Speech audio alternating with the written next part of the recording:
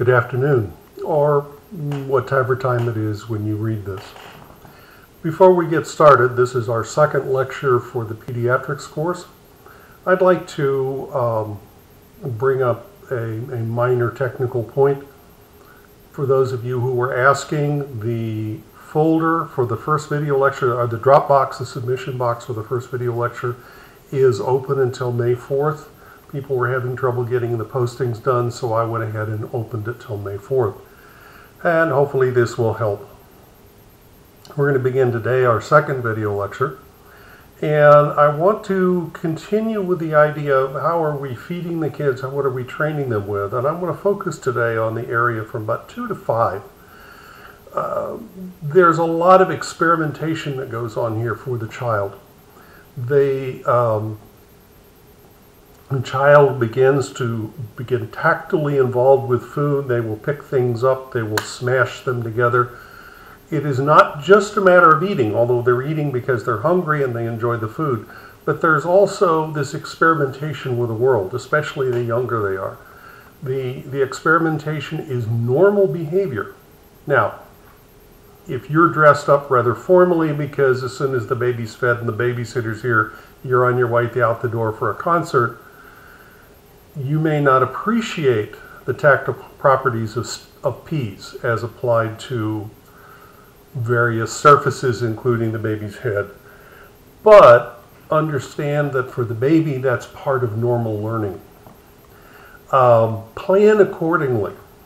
I might alter what I was going to feed my child if I'm dressed up suit and tie, as opposed to it's Saturday and I'm in sweats and who cares. But this tactile realization is something that's important for them to grow up and learn. By this time, they're drinking out of a cup. Sippy cups help you. You get to clean up less.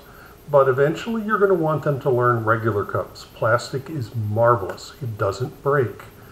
Plan on you're going to clean floors, especially in the early stages. Kids will express to you what they like and don't like. Sometimes it's a matter of how it's prepared. I have 3 children of my own. Some of them like carrots cooked only, and others of them like carrots raw only, which makes it really difficult when I'm trying to serve carrots at a meal. I don't want to prepare cooked and raw at the same table because that's usually more time than I have in the kitchen to prepare. But certainly you should, to some extent, allow for the fact that just as you have your own food preferences, they will have their own food preferences. It's not a commentary on your worth as a parent if they don't like something that you like. It may be a commentary on how they feel that night. It may be new tastes are always a little suspicious for kids. It may be that it clashes with something else you put there. You grab 2 jars from the shelf. One's a vegetable, one's a fruit. Are these the kinds of fruits and vegetables you would eat on your own plate? Maybe, maybe not. It depends on what you've stocked the cupboard with, obviously. But allow them that luxury. Give them things that they can handle safely. With always the caveats, choking particles are a bad thing. I think I mentioned this in the last lecture. I found, back when mine were growing up, that the baby food pretzels were a bit more expensive, but they were much more frangible. They also dissolved in saliva much faster, so they're much less of a choking hazard than the standard kinds of pretzels that we would eat. I also found things like the crust off of pizza was good, as long as the tomatoes weren't too spicy. Tomatoes are a food that a lot of kids will like, but that because of the acid content can cause them to develop rashes around the skin, or in the case of my babies, when they'd apply it to their head, you would get rashes on the head. Fortunately, none of them had hair until they were 2, so it made it cleaning a lot easier. But work on the kinds of foods that they're going to take. Work on what they're going to do.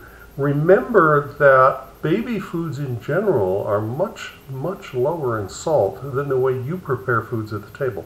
Your standard can of green beans is a can of green beans, and it's got salt in it, okay? Pureed green beans in the baby food does not. So when you go to green beans, regular green beans, there are 3-ish, and you're going to just put green beans on there that they can use as finger food. It's got more salt unless you deliberately buy the low salt. My recommendation, of course, is that you buy the low salt for yourself as well as your children. But the point being that you don't want to introduce them to too much salt too rapidly. That's got its own implications, especially since a lot of our food consumption of salt is pure habit. And if you train them to do salt now, if they see you salting your food before you taste it, they're going to want to salt their food before they taste it. That's a bad habit. It's a bad habit for them. It's a bad habit for you. I'm being grumpy about salt, yes. Some salt is good, too much salt is bad. High blood pressure is a nasty thing. You've all heard the speeches. And if you're the kind that salt your food before you taste it, you've heard them repeatedly. Okay, just watch what you're introducing your baby to. Try again for a variety. Allow food to be fun. A little food coloring goes a long way. And how many of you have made Mickey Mouse pancakes? All of those things, the kids get a giggle out of it, and yet they will eat the food. And if the food is prepared properly, it's still wholesome food. So you haven't done anything other than make food not a conflict, but a fun experience that it makes them intrigued. There are other things that you can begin to do as they get to the older part of this 2 to 5. At that point, there is the possibility that they can begin assisting you in cooking. Remember this, when you're training them how to cook properly, okay? This is never bad whether they're boys or girls. You are training them how to cook properly. You're getting them involved in the food. You're going to get them more interested in the food. You want to train them the proper way, okay? Training them how to pull fried chicken out of a bucket and place it on a plate is training them, not optimally. Training them how to grill boneless chicken breasts or boneless chicken thighs. Oh, and by the way, a boneless chicken thigh is a perfect size for a kid. 2 of them are good for an adult. 1 of them is perfect for a kid. And if they see that as their own thing, rather than you cutting pieces off of somebody else's larger food, it makes them more attracted to the food. Okay? So, part of the training, Mom and Dad, part of the training that you're going to be telling the parents, if you're a nurse and you're working in the pediatric area, is training the parents to have a diet that they want the kids to emulate. Does not rule out the occasional fast food, but fast food should not be an everyday occurrence. My favorite recent story came out about 3 weeks ago. A brand new mother in England, fortunately, I guess, had her first baby, and the baby was up to where it was out of breastfeeding and it was out of the bottle, and she didn't know how to feed it. And she didn't know how to cook.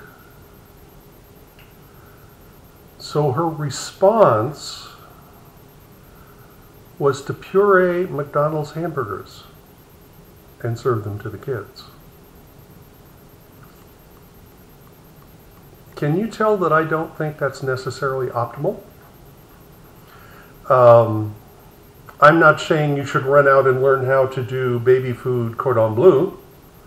I'm not saying that you need to learn how to prepare coq au vin or gazpacho, although kids might like gazpacho because it's a nice cool soup on a hot day.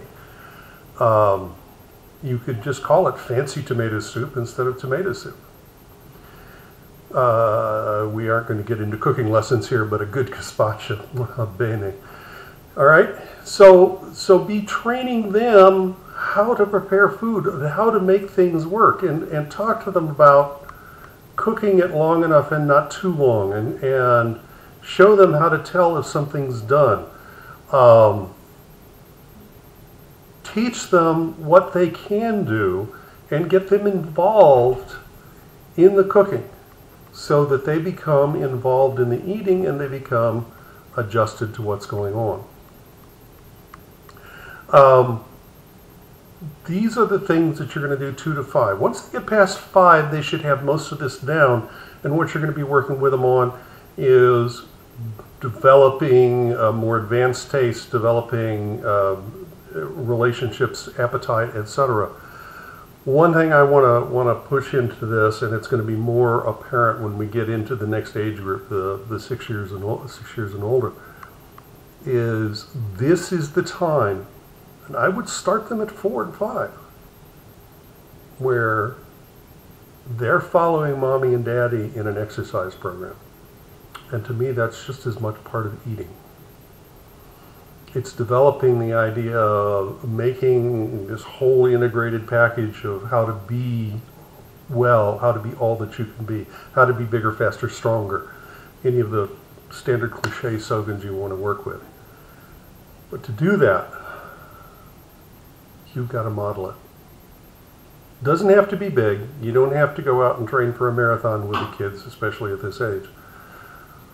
But even just walking around the block gives them a chance to talk to mommy, and it's mommy time, and it's daddy time, or whoever's riding. My biggest objection to riding with a kid behind you on a bicycle is it's real hard to talk to them. And I think that part of this is how they learn, is you talking to them. So that should be part of it. Okay, here's what I want you to do. We have, as I said, we had the woman in England who absolutely had no idea what to do and decided that the best thing to do was to puree McDonald's for her children. I want you to write a 2-page letter to that woman and suggest alternative strategies in any form you think would be appropriate. You can recommend cooking school to her. You can recommend that she at least go look for something besides McDonald's. You could look for any number of things, but remember what you're trying to do. You're trying to take a mother, if I'm remembering correctly, she is a single parent, and you're trying to help her cope with raising a child. Make it about 2 pages. There'll be a drop box on the lesson plans, and it should be open within about, hopefully by the time you get this. Thank you.